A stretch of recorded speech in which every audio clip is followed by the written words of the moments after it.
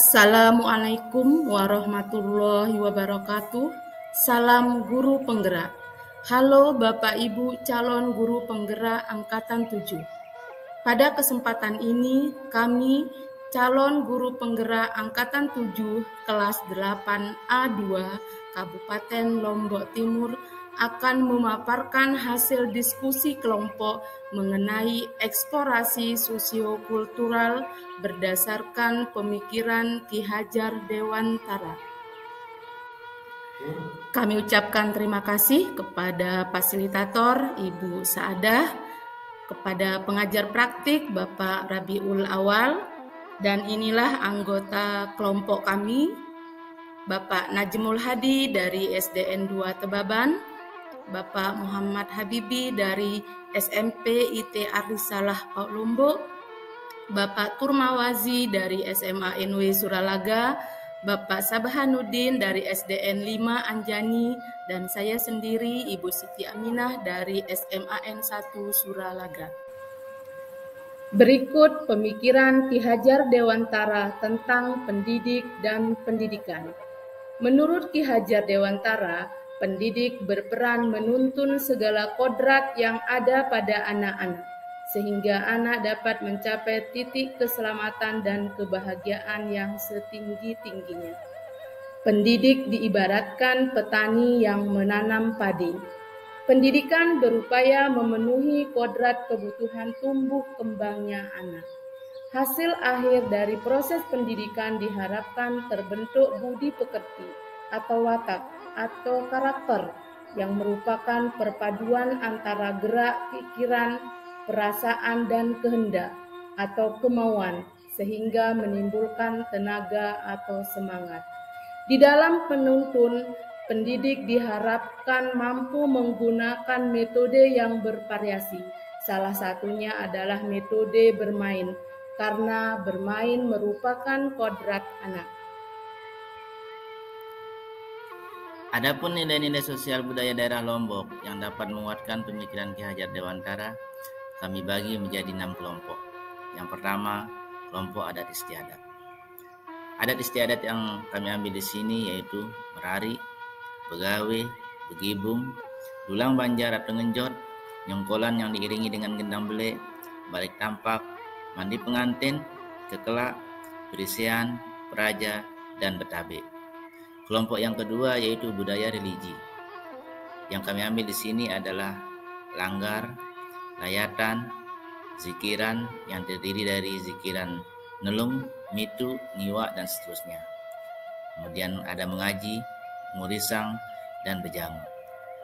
Yang ketiga adalah alat tradisional yang terdiri dari fruk, gerabah, pelocok, penginang, ceraken, cobek, ceret, gegandep atau kekisah, songko, dan jalek atau jangki. Berikutnya yang keempat yaitu permainan tradisional yang terdiri dari main benteng, begasing, begalengan, main degel, selodoran, main aci, sebok rai, sebok peta, sesami, beldokan, dan sungkit. Sedangkan makanan tradisional terdiri dari cerorot, pelecing, abuk, sesiong, atau yang sering disebut dengan cecengi, sesinggat, ares, bebetok, empes, renggi, dan tombok. Sedangkan untuk kelompok yang keenam yaitu kesenian tradisional. Yang kami ambil di sini adalah hikayat, belelaka, kasidah, kelenang, burdah, zikir zaman, nyair, lagu kadal nonga, lagu Bruga Elen, dan masih banyak lagi kesenian-kesenian tradisional yang lain. Budaya Sasak. Budaya Sasak yang terdapat di Pulau Lombok merupakan sebuah karya seni manusia yang terbentuk dari kebiasaan dengan mempelajari secara menyeluruh dari masyarakat, sehingga terbentuk sebuah kebiasaan yang bernilai budi pekerti yang kemudian diturunkan kepada generasi selanjutnya secara genetis. Suku Sasak Lombok adalah suku bangsa yang mendiami Pulau Lombok dan menggunakan bahasa Sasak dengan jumlah penduduk sekitar 3 juta jiwa dari sekitar 4,49 juta jiwa penduduk NTB. Menurut Profesor Dr. Haji Fahru Rozi MA, guru besar pada IAIN Mataram, ada 3 dimensi silaturahmi dalam tatanan tradisi budaya religi masyarakat suku bangsa Sasak di Lombok, yaitu Besiru, Belangar, dan Begawe. Budaya Sasak yang dimaksud diantaranya Belangar. Belangar merupakan tradisi silaturahmi dengan membawa sesajian atau bantuan kepada orang dan keluarga yang mengalami musibah.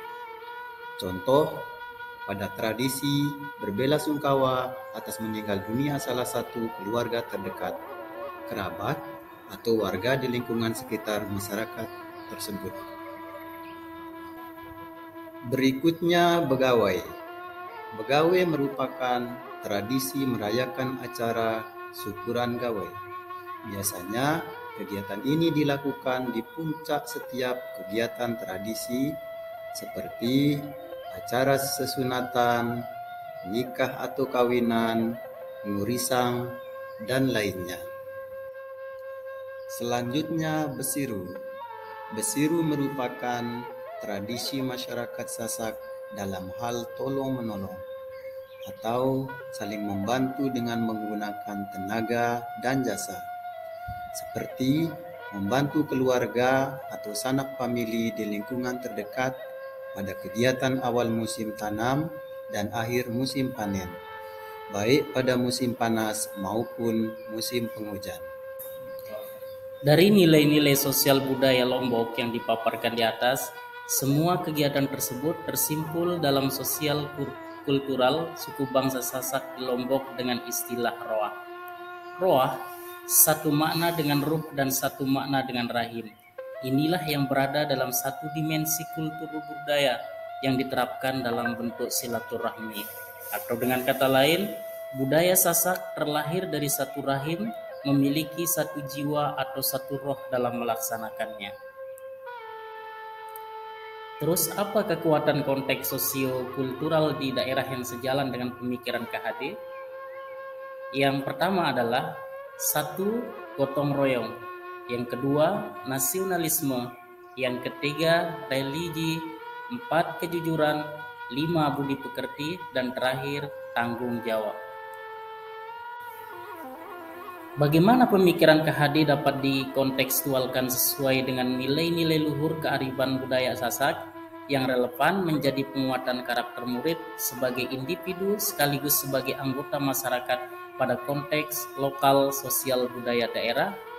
Yang pertama, nilai moral. Roah mencerminkan sifat-sifat kerakyatan seperti sifat kekeluargaan, kekompakan, dan keberanian yang dilandasi dengan kebenaran. Yang kedua, nilai estetika, yakni sebagai sarana mengekspresikan kemampuan berkesenian. Yang ketiga, nilai budaya. Nilai ini merupakan kekayaan yang dimiliki oleh suatu kelompok masyarakat sehingga perlu dilestarikan. Yang keempat, nilai pendidikan atau edukasi. Roah mengandung nilai pendidikan yang bermanfaat bagi kehidupan masyarakat. Yang terakhir, nilai kepercayaan. Roah adalah wujud rasa syukur kepada Tuhan Yang Maha Esa atau Allah Subhanahu wa Ta'ala.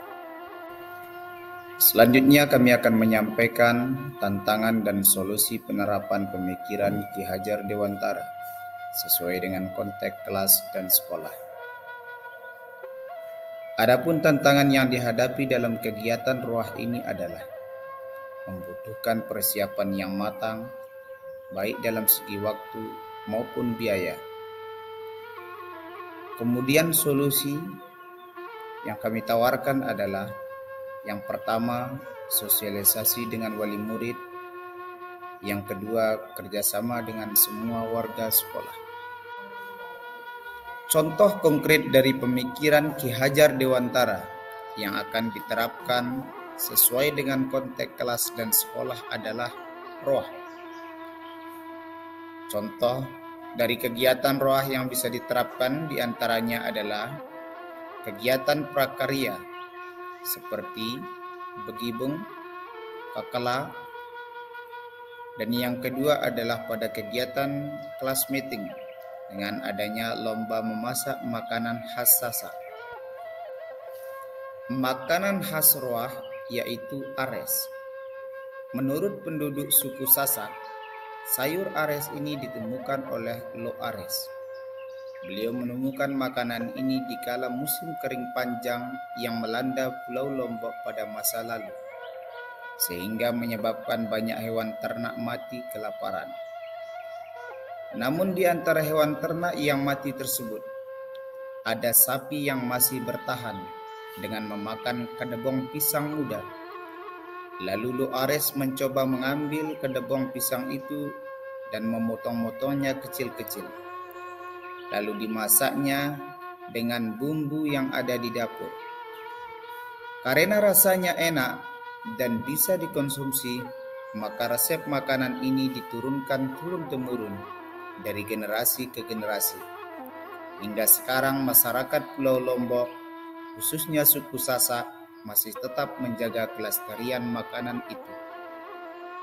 Satu kekuatan pemikiran Ki Hajar Dewantara yang menebalkan laku murid di kelas atau di sekolah yang sesuai dengan konteks lokal sosial budaya Sasak yang dapat diterapkan. Pemikiran Ki Hajar Dewantara tentang budi pekerti atau watak atau karakter melalui proses pendidikan, terutama pendidikan formal, peserta didik dapat dibantu untuk mengerti nilai, karakter yang diharapkan dan pelan-pelan membantu mereka untuk melatih dan menjadikan nilai itu sebagai sikap hidup mereka. Ajaran budi pekerti tidak terlepas dari trilogi pendidikan Ki Hajar Dewantara, yaitu Ing Ngarso Sungtulada, Ing Madio Mangunkarsa, dan Tut Uri Handayani. Demikian pemaparan dari kelompok kami, semoga bermanfaat. Wassalamualaikum warahmatullahi wabarakatuh. Salam guru penggerak, tergerak, bergerak, menggerakkan.